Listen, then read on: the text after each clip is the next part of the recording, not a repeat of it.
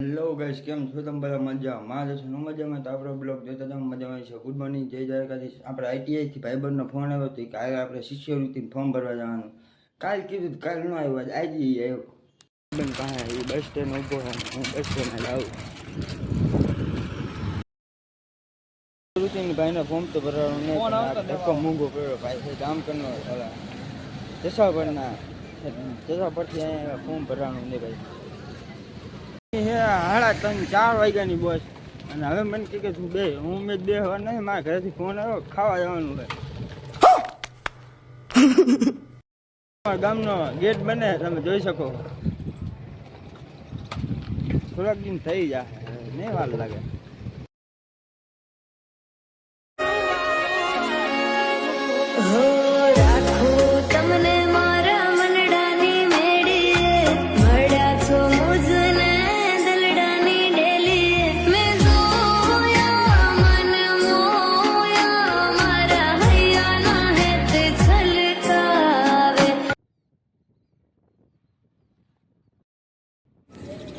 કાકા ભેગા શાકભાજી લેવા નીકળી ગયા, તમે જોઈ શકો છો.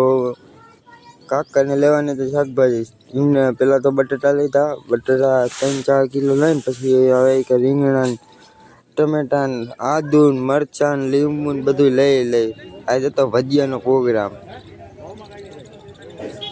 પછી પાછા ઘરે નીકળી ગયા, તમે જોઈ શકો છો. ત્યાં અમારા ગામનો રસ્તો છે, આ અમારા ગામનું ગૌશાળા.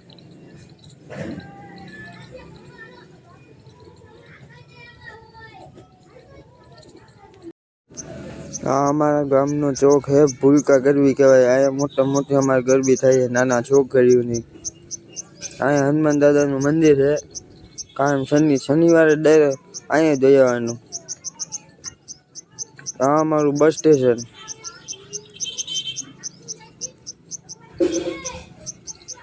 હવે પાછા ઘરે નીકળી ગયા, એ તમે જોઈ શકો છો.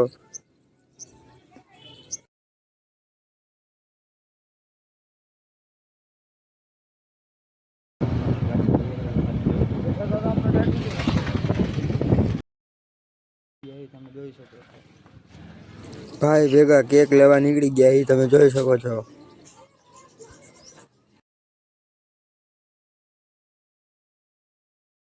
હું હવે એવા છે 11-12 વાગી ગયા ને સુઈ જાય, કારણ કે કાલ સવારે ઉઠવાનું ઉપર જ ને, કારણ કે કાલ તો રવિવાર છે.